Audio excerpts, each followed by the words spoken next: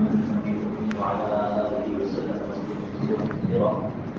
اللهم رب الحل والحرام ورب البيت الحرام ورب الركن والمقام أبلغ لروح سيدنا مولانا محمد بن السلام.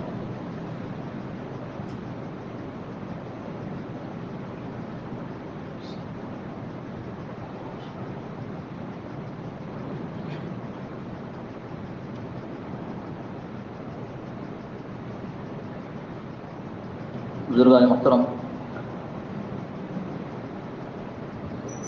مولانا سے پوچھ رہا تھا میں کہ بھئی آپ کے یہاں تو معمول کے مطابق کچھ بیان ہو رہا ہوگا، تو بتلایا کہ الحمدللہ اللہ سے راستہ مانگنا تنگی میں اور جیسے انبیاء نے مانگا یہ موضوع چل رہا ہے ماشاءاللہ. یاد رکھیے بہت اہم موضوع ہے. صرف اتنی بات عرض کر کے پھر اپنی بات شروع کروں گا کہ انبیاء علیہ السلام نے جو دعائیں مانگی ہیں ان دعاؤں کے متعلق صرف اتنا کہہ دینا کافی ہے کہ یہ وہ دعائیں ہیں جنہوں نے قبولیت کا رستہ دیکھا ہوا ہے. ان دعاؤں نے جب ہم وہ دعائیں ان کی زبان میں ان کے الفاظ میں مانگتے ہیں تو گویا یہ وہ دعا ہے جس نے اللہ کے ہاں پہنچنے کا راستہ دیکھ رکھا ہے. اللہ پاک ہمیں اس کو سیکھنے کی، سمجھنے کی، اس کو اختیار کرنے کی توفیق نصیب فرمائے. چونکہ درمیان میں آج ایک جمعے کے لیے مولانا حکم دیا تو میں بات کر لیتا ہوں اور جمعے کے حوالے سے کر لیتا ہوں. یا ایھا الذین آمنوا اذا نودی للصلاۃ من یوم الجمعہ فاسعوا الی ذکر اللہ وذروا البیع. حضور صلی اللہ علیہ وسلم کے ایک صحابی ہیں حضرت عبداللہ بن مسعود رضی اللہ تعالیٰ عنہ. جلیل القدر صحابہ میں ان کا شمار ہے اور حضور صلی اللہ تعالی علیہ وسلم سے قربت اتنی تھی، لکھا ہے کہ آپ صلی اللہ تعالی علیہ وسلم کے گھر مبارک میں اتنا آیا جایا کرتے تھے کہ نئے مسلمان ہونے والے ان کو رسول اللہ صلی اللہ علیہ وسلم کے گھر کا فرد سمجھتے تھے. اس لیے حضور صلی اللہ علیہ وسلم سے سننے کا، سمجھنے کا خوب موقع ملا ہے.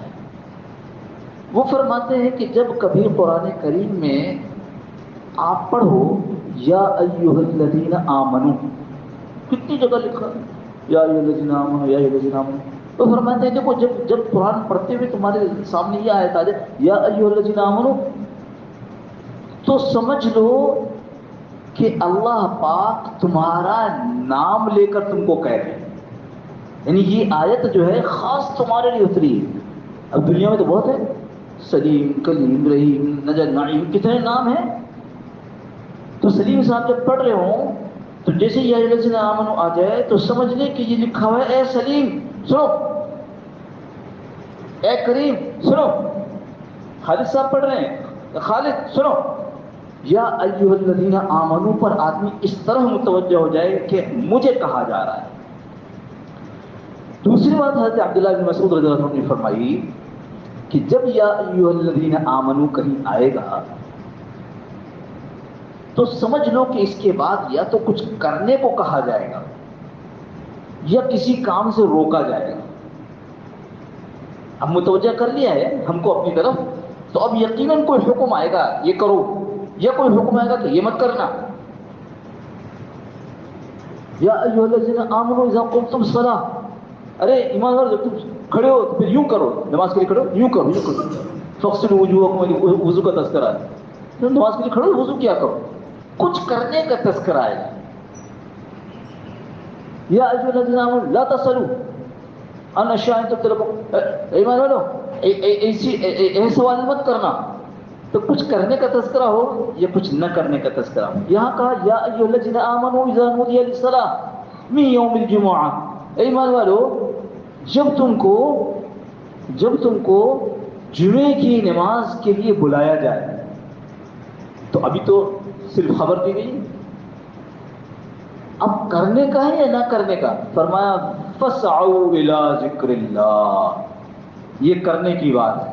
اب دوڑو اللہ کے ذکر یعنی نماز کی طرف.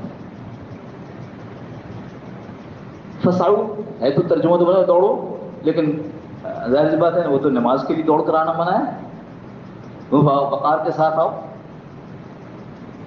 ہاں اچھی طرح وقار کے ساتھ چلتے ہوئے آؤ، دوڑو نہیں۔ تو اس میں دوڑو کا جو ہے سعو کا اس کا ترجمہ کیا گیا کہ بھائی تیزی کے ساتھ کرو اور اہتمام کے ساتھ کرو، اور اب اور کسی کام میں نہ لگو۔ وسعوا الی ذکر اللہ، یا ذکر اللہ نماز فرمایا، یہ اس سے مراد نماز، اب اللہ کے ذکر کی طرح دوڑو، اب تمہارا کوئی اور کام نہیں ہے۔ اچھا یہ تو کہہ دیا کرو، پر اللہ کی شان عجیب ہے کہ اس میں یا ایھا الذین آمنوا کے بعد کرو نہ کرو دونوں کا تذکرہ ہے۔ کرو تو کیا کہ دوڑو اب اللہ کی ذکر کی طرف، یعنی نماز کی طرف۔ وذروا البیع، اب نہ کرو کیا آ گیا، کاروبار چھوڑ دو، دنیا کے کام چھوڑ دو، اب تو تمہارا ایک کام، جس کام کے لیے ہم نے کہا بس یہ کرو، تو کرو بھی آ گیا، نہ کرو بھی آ گیا۔ یہ موضوع اس لیے اہم ہے کہ ہم نے جمعے کو عملاً کاروباری لوگوں نے چھٹی کا دن بنا دیا ہے کہ وہ جمعے کے بعد جائیں گے کام پر، ملازم والوں نے کام کر رکھا، اور بلکہ جب یہ جمعے کی چھٹی کا مسئلہ ہوا تو بہت بڑا ایک ایشو یہ بن گیا کہ اسلام میں چھٹی کیا ہے، اتوار کی ہے یا جمعے کی ہے؟ تو اس وقت بھی سمجھایا تھا کہ بھائی بات یہ ہے کہ اسلام میں چھٹی کا کوئی تصور ہی نہیں۔ یہ تو مغربی دنیا نے صنعتی انقلاب کے بعد کہا بھائی کام کا آدمی تو وہ ہے جو کما کر دے، اکانومک مین۔ ابھی بھی بچے سے پوچھو ابا کا کیا حال ہے، کہ ٹھیک ہے، تو سامنے والا پوچھتا ہے کام پہ جانے لگے، یعنی مراد یہ ہے کہ وہ ٹھیک تو اس وقت ہوں گے جب کام پہ جانے لگے، کمائی کرنے لگے تو کام کا آدمی۔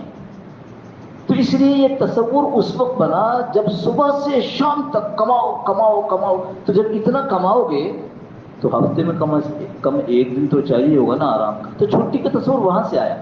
ورنہ ہمارے ہاں اسلام میں تو امت کو یہ سکھایا گیا صبح فجر کی نماز کے بعد اشراق کے بعد نکلو جہاں بھی تمہیں کچھ کام کرنا ہے، کچھ تجارت کرنی ہے، زہر سے پہلے پہلے تک کرو، فارغ ہو جاؤ اور پھر گھر جاؤ، کھانا کھاؤ، قیلولہ کرو، دینی کام کرو، بچوں کو وقت دو، بچوں کی، کیونکہ اہم کام سب سے بچوں کی تربیت ہے، سب سے اہم کام میرے آپ کے ذمے اپنے ساتھ بچوں کی تربیت۔ موضوع دوسری طرف چلا جائے گا، بات اہم ہے اس لیے اس پر نہیں آ رہا۔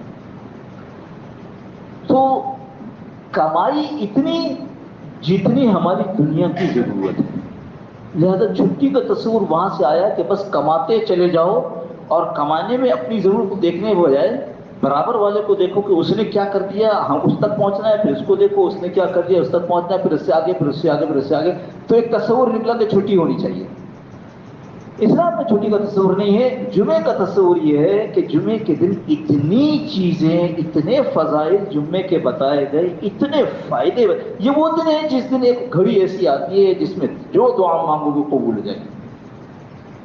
گھڑی نہیں بتائی کون سی، البتہ روایت کرنے والے صحابی کہتے ہیں کہ رسول اللہ صلی اللہ علیہ وسلم نے ہاتھ کے اشارے سے، وہ یہ نہیں لکھا کہ انگلی سے کیا گیا، انہوں نے ہاتھ کے اشارے سے بتایا کہ بہت تھوڑا سا قلیل وقت ہوتا ہے، وہ بہت تھوڑا سا وقت ہوتا ہے جس وقت نہیں دعا، تو آدمی کوئی دعا قبول کرانی ہے تو ایک جمعہ اس کے لیے فارغ کر لے، ایک جمعہ صبح سے یا رات سے صبح، بس یہ تو میرے لیے مانگنے کا دن ہے، بس مانگتا رہو، اسی ایک جمعہ میں آنی تو ہے ضرورت پڑی۔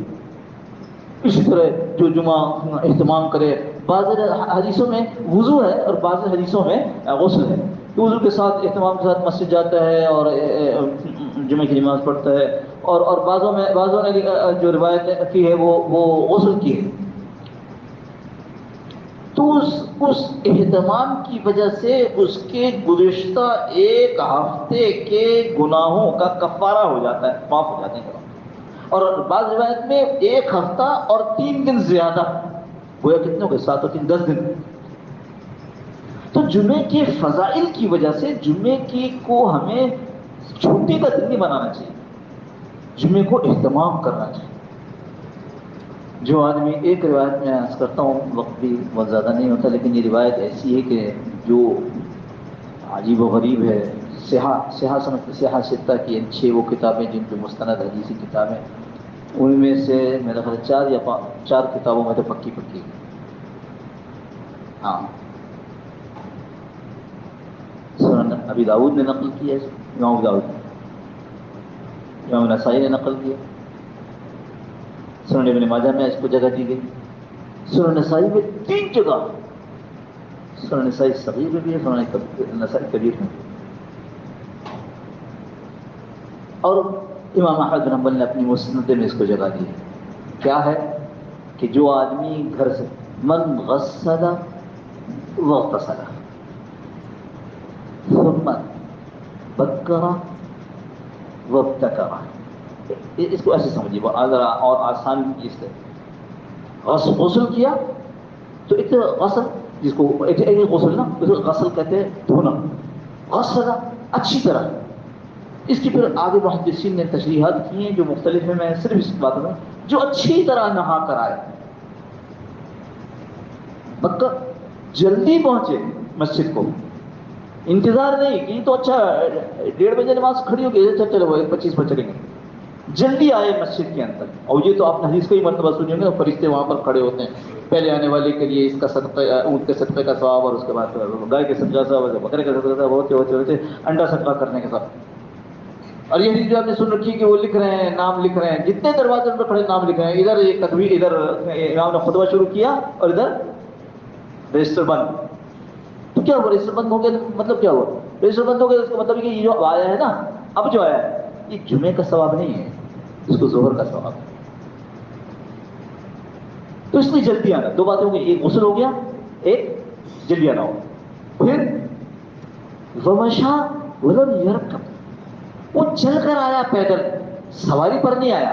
اس میں فقہاء نے لکھا ہے کہ چونکہ اب دور دور بھی مسجدیں ہوتی ہیں تو سواری میں آنے کو حرج نہیں ہے، لیکن پیدل آنا پھر اچھا ہے۔ کتنی باتیں ہو گئی؟ 3۔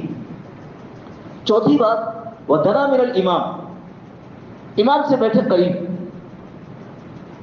جلدی آئے گا تو نا، ورنہ جمعے کے حوالے سے باقاعدہ لکھا ہے کہ جو آدمی، حضرت صلی اللہ علیہ وسلم ناراض ہوئے کہ دیر سے آیا اور کندھوں کو بھران کے چلا رہا ہے، تو اس کا مطلب کیا ہوا کہ جلدی آنے والا دنا میرا امام، امام سے قریب ہے۔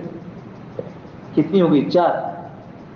5ویں فاستمع، بعض روایت میں فاستمع، بعض روایت میں وانصت، یعنی وہ جو جمعے جو بیٹھا تو اب وہ غور سے سن رہا ہے، غور سے، اس کی توجہ ادھر ادھر کہیں نہیں ہے، وہ غور سے۔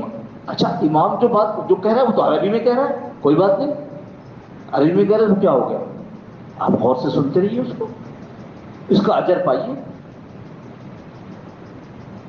اور ایک لفظ آگے ولو، کسی لفظ کام میں نہ لگے، غور سے سننا اور لفظ کام، یہ ذرا ملتی جلتی بات ہے۔ بعض جگہوں پر چٹائیاں ہوتی ہیں، وقت ہو گیا، 1-2 منٹ اور لے لیں، چٹائیاں ہوتی ہیں، لوگ چٹائی سے کھیلنے لگتے ہیں، اپنے کپڑوں سے کھیلنے لگتے ہیں، یہ لغو کام ہے، یہ بیکار کام ہے جو کر رہے ہیں۔ عرب میں وہ کنکریاں بچھائی جاتی تھی، کنکری سے کھیلنا، یہ بالکل لغو کام ہے، یہ اس دونوں کی وہ بتا دیتا ہوں۔ اور غور سے سنیں یا وسطنا، غور سے سنیں، اس کے مطابق لکھا کہ اتنا متوجہ ہو جائے کہ اگر برابر میں کوئی آدمی بات کرنے لگے اور یہ آدمی اس کو کہ انصت، انصت کا مطلب کیا ہے؟ اردو میں تو ذرا لمبا ہے بھائی، خاموش رہو، غور سے سنو، عربی میں اس ایک لفظ میں اتنی باتیں چھپی ہوئی ہیں، تو اتنا ہی کہہ دے انصت۔ اب اس نے حالانکہ اس نیک کام کیا نا تو اس کو روکا، لیکن اس کو چاہیے تھا کہ یہ خود سنتا رہتا، اس نے دوسرے کو کہا انصت، اب اس کے بھی جمعے کا ثواب ختم ہو گیا، اس کو صرف ظہر کا ثواب ملے گا۔ اتنی پابندی لگائی، فقہاء نے فرمایا امام کھڑا ہوا ہے دوسری اذان کے وقت، تکبیر کہنے والا بھی کھڑا، یعنی اذان کہنے والا بھی کھڑا ہو گیا، اب جب اپنی جگہ سے چل پڑے اب خاموش ہو جانا چاہیے۔ اس کے بعد اگر اس آدمی نے دوسری اذان کا جواب دیا تو وہ بھی جمعے کی ثواب سے محروم ہو جائے گا، دوسری اذان کا جواب دینے کی اجازت نہیں ہے، پہلی اذان کا جواب دینے کی اجازت ہے اور دینا چاہیے، دوسری کا نہیں۔ اچھا بات یہاں ختم ہوگی، 6 باتیں بتا دی نا میں نے، یہ 6 باتیں جس نے کر لی، پھر فرمایا اس کو، میں نے آپ سے عرض کیا کہ شائستہ کی 4 کتاب اور مسند احمد 5ویں کتاب کے اندر اس حدیث کا تذکرہ ہے، کہ یہ 6 کام جو کر لے گا اس کو گھر سے جو چل کر آ رہا تھا تو ہر قدم پر، ہر قدم کے بدلے، بکل خطوۃ، ہر قدم کے بدلے 1 سال کے نفلی روزے کا ثواب اور 1 سال کے رات کی عبادت کا ثواب ملے گا۔ یہ جو بات شروع میں کہی تھی، یہ چھٹی کا دن نہیں ہے، یہ اہتمام کا دن ہے۔ جمعے کی نماز ادا کرنی، اس کا اہتمام کرنا ہے۔ اور دیکھو فائدہ یہ ہے، ہر جمعے کو کتنے قدم چل کر آئے، اور جتنے قدم چل کر آئے اتنے سال کے روزوں کا ثواب، اتنے سال کے قیام، یعنی بعض محدثین نے قیام سے مراد ساری رات کا قیام، بعض محدثین نے لکھا کہ کم از کم یہ کہ تہجد کا ثواب تو مل ہی جائے۔ اللہ پاک مجھے اور آپ کو جمعے کا اہتمام کرنے کی توفیق نصیب فرمائے۔ جلدی آنا، خوب غور سے سننا، بیٹھ کر اپنے آپ کو کسی لغو کام میں نہ لگانا، یہ بڑی باتیں ہیں جن سے انشاءاللہ ہمارے جمعہ قیمتی بنے گا۔ اللہ پاک مجھے آپ کو عمل کی توفیق نصیب فرمائے۔ پہلے اذان ہوگی، اس کے بعد پھر سے